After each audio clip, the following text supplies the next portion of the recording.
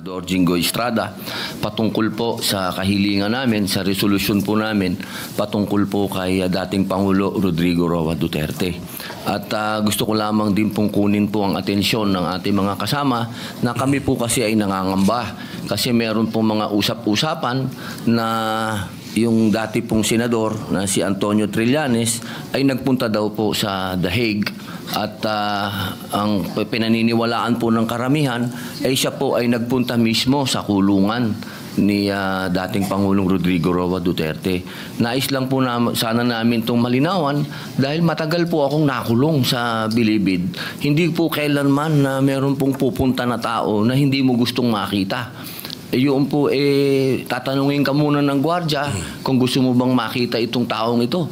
Yun lamang po, gusto lamang po naming malinawan kasi meron na pong matinding sakit si Tatay Digong. Sa kasalukuyan po, siya po ay meron ng tinatawag nating early signs of dementia. Kaya sana lang po, malinawan po namin to. Maraming salamat po, Ginoong Pangulo. Majority Leader.